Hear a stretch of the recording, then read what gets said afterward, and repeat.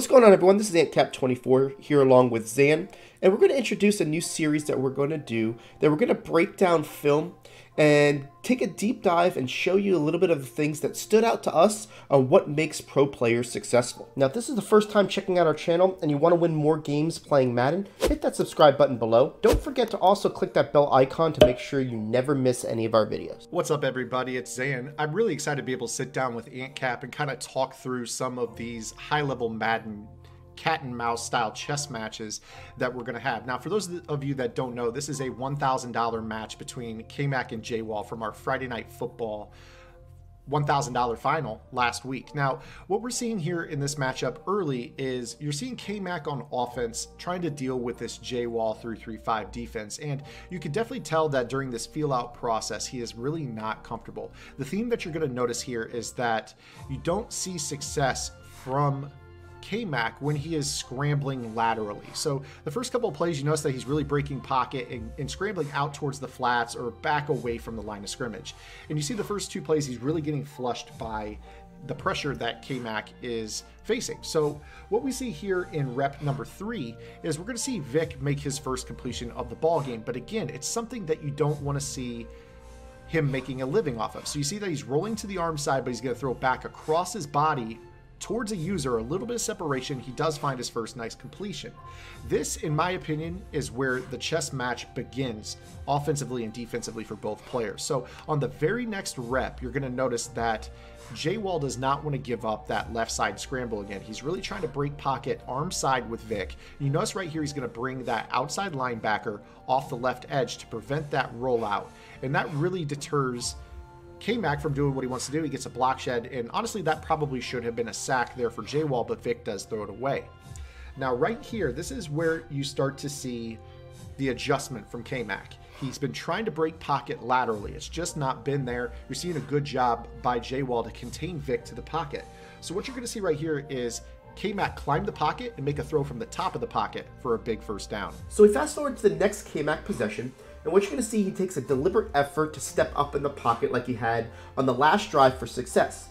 But unfortunately for him on this play, JWall does a great job of taking away his initial read, and he has to throw the ball away.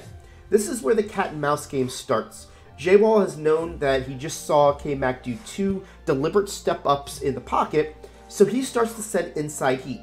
Look, he has the outside linebacker on the left-hand side coming in, and at the last second, he pinches his linebackers inside in order to get that straight angle at the quarterback, and he's able to get to KMac untouched and really puts KMac in a really tough situation where he's going to face 3rd and 16.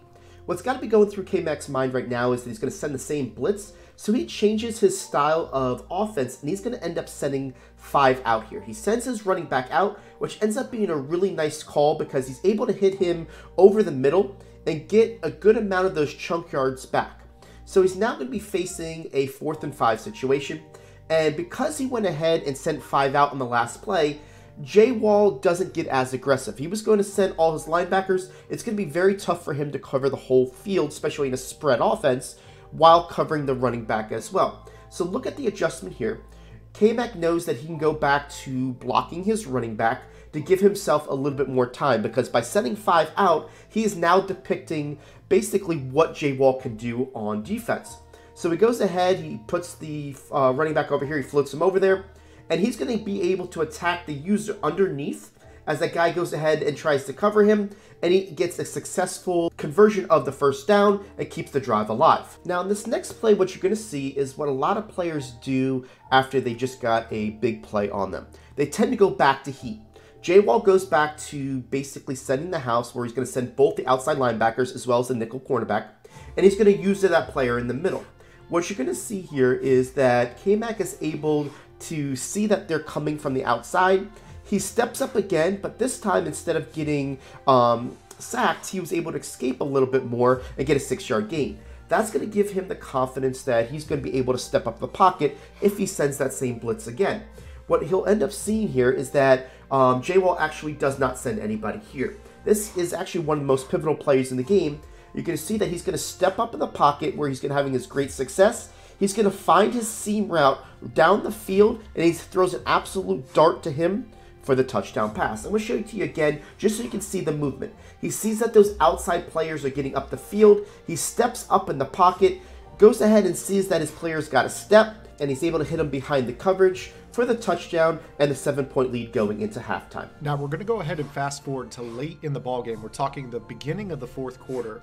And this is because KMac had a kick return to open the second half and a long touchdown run on his first drive of the possession.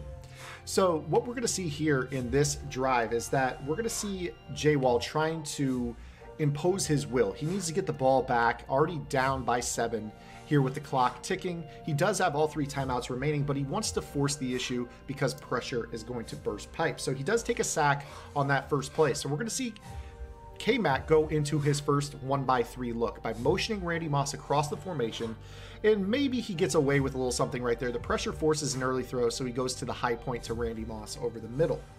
Again, notice that a lot of his success in this game was when he steps up into his throw, and I think that that is something that players at home should really take and kind of heed that advice. You are always going to be a better passer when you are stepping up towards the line of scrimmage than when you are running laterally or running away from your target.